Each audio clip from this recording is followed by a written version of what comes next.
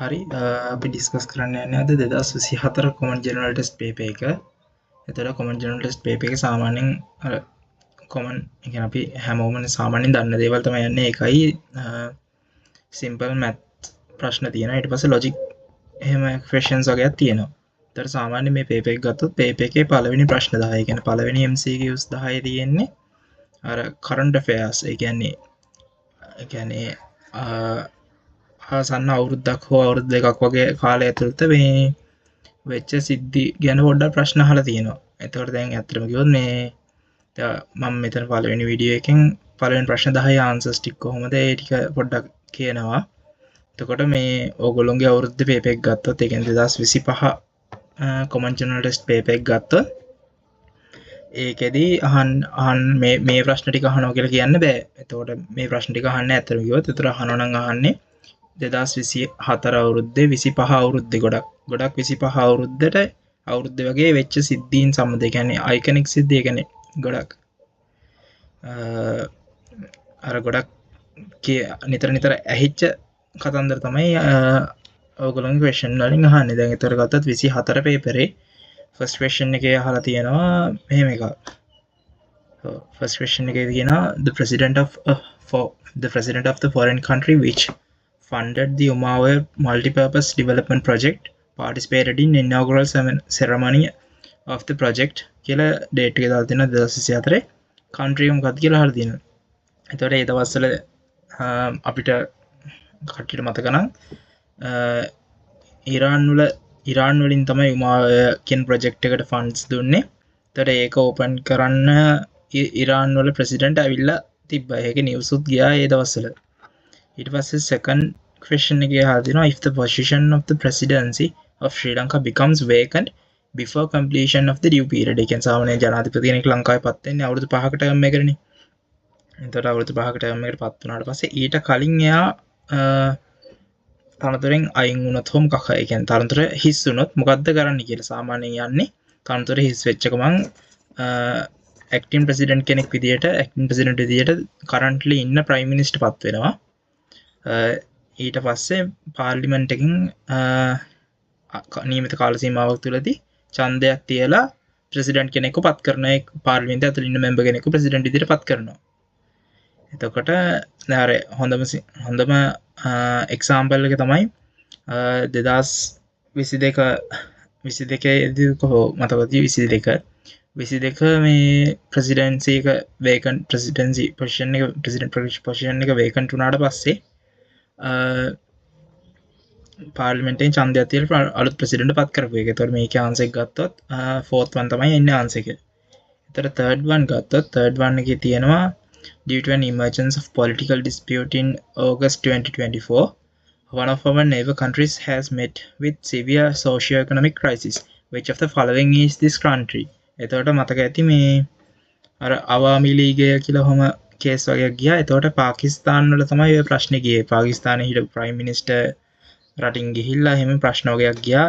ඒ මේ socio-economic crisis එකක් හින්දා. එතකොට පාකිස්තාන් තමයි country එක. දැන් 2025 වගේ කතා කරනවා නම් කට්ටියට මතක ඇති නේපාලේ ගියා ඔහොම socio-economic crisis එකක් දවස් 2ක 3ක විතර. කියන්නේ shortest period එකෙන් නිකන් අරගල කේස් එකක් ගිය country එක විදිහට ගත්තොත් නේපාල් මේ ළඟදී කියන්නේ මේ අවුරුද්දේ ගියා. ඊට පස්සේ මට මතක විදිහට නම් ඉන්දුනීසියා වලත් එහෙම තිබ්බා socio-economic crisis case එකක් අරගල වගේ case එකක්. ඒතකොට ඒක ගැන පොඩ්ඩක් හොයලා බලන්න. කියන්නේ ගොඩක් අහන්නේ current affairs තමයි මේ ප්‍රශ්න MCQ 10ට අහන්නේ. ඊට පස්සේ fourth one එකේ තියෙන according to the 2024 World Happiness Report which of the following has been named as the happiest country. ඒතකොට මෙතන තියෙන countries ටික තියෙනවා. ඔක්කොම සාමාන්‍යයෙන් තියෙන western countries. හැම ඒ කියන්නේ ගොඩක් නිතරම වගේ first place එකට එන්නේ ෆින්ලන්ඩ්. 2024 අවුරුද්දෙත් ඇවිල්ලා තිබ්බේ ෆින්ලන්ඩ් තමයි. එතකොට මේවා අර නිවුස් වලට ආටිකල් වලට නිකන් ඇහෙන ඒවා. ඒ කියන්නේ ඇත්තටම කිව්වොත් මේවා නිකන් පාඩම් කරන් ගිහින් කරන්න පුළුවන් ඒවා නෙවෙයි. අර අපිට නිතරම නිකන් නිවුස් බලලා ඊට පස්සේ කට්ටියගෙන් ඇහෙන විස්තර ඒවෙන් දැනගන්න ඒවා තමයි මේ පළවෙනි MCQ 10ට එන්නේ. ඊට පස්සේ fifth one එකේ තියෙනවා two veteran astronauts got stranded in the International Space Station on 6th of June due to technical problems. ඊට පස්සේ මේ තියෙන ස්ටාර්ලයින් ස්පේස් ක්‍රාෆ්ට් එක ගැන අහලා තියෙනවා. ස්ටාර්ලයින් එකේ කෙස් එක ගියේ NASA එකේ. එතකොට මේ ඇමරිකන්ස් තමයි එන්නේ ඇස්ට්‍රොනොට්ස්ලා දෙන්න විදියට. මට නම් මතක නැහැ. ඇමරිකන්ස් තමයි ආන්සර් විදියට එන්න ඕනේ. ඊට පස්සේ 6th එකේ තියෙනවා during the tour of New Zealand cricket team in Sri Lanka September 2024 Sri Lankan batsmen tied 2 records made by Sir Donald Bradman. හරි මොහොම කතන්දරේ තියෙනවා. ඒතර මේක මේ ක්‍රිකට් මැච් බලන කට්ටිය නම් දන්නවා ආන්සර් එක එන්නේ 4th one කමිදු වෙන්ඩිස් කියලා. ඊට පස්සේ 7th එකට ගියොත් in which under 20 event in world championship did Netmi Ahimsa Fernando win the bronze medal. ඕකට එන්න ඕනේ ආන්සර් එක wrestling. ඕකත් මට මතක විදිහට නම් නිවුස් වල ගියා මේ ඔය මෙඩල් එක වින් කරපු කේස් එක. ඊට පස්සේ 8th එක තියෙනවා the Center for Liver Diseases in Sri Lanka was inaugurated for liver transplant surgery. liver transplant යන මේ සෙන්ටර් එක හදලා තිබ්බා මේ 2024 ඒකෙත් නිවුස් එක ගියා. මේ එතකොට මෙතන MH Oma Foundation කියලා එකකින් තමයි කරලා තිබ්බේ. එතකොට හොස්පිටල් එක මොකක්ද කියලා අහනවා. ඒ යුනිට් එක ඉන්ස්ටෝල් කරපු ඒක තිබ්බේ ඒ කියන්නේ ආටිකල්ස් වලට අනුව නම් ඒ කියන්නේ මාටත් හරියට මතක නැහැ. ආටිකල්ස් වලට අනුව නම් තියෙන්නේ කොළඹ නෝර්ත් ටීචින් හොස්පිටල් රාගම. කියන රාගම කොළඹ උතුර රාගම රෝහල කියන එක තමයි මේ කොළඹ උතුර ශික්ෂණ රෝහල රාගම තියෙන ඒක තමයි මේ හොස්පිටල් එක කියලා ආටිකල්ස් වල තියෙන්නේ.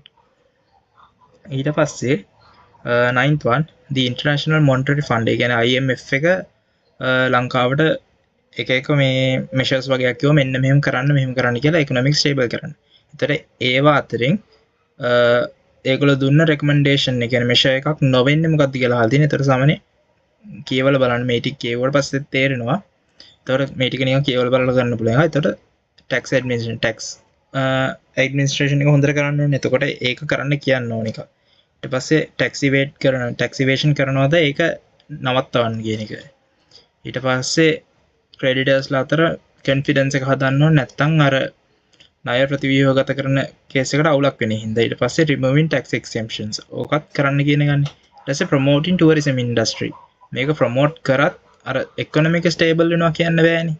ඒතර මේ වගේ එකක් සාමාන්‍යයෙන් දෙන්න chance එකක් නැහැ. මේ අනිත් හතරෙම අර positive impact එක වැඩි මේකට වඩා. ඒතර එහෙම ගත්තොත් අපිට answer එක කියන්න පුළුවන් 5th one කියලා. ඊට පස්සේ 10th one ගත්තොත් the book A Brief History of Time, a landmark in scientific writing was published in 1988.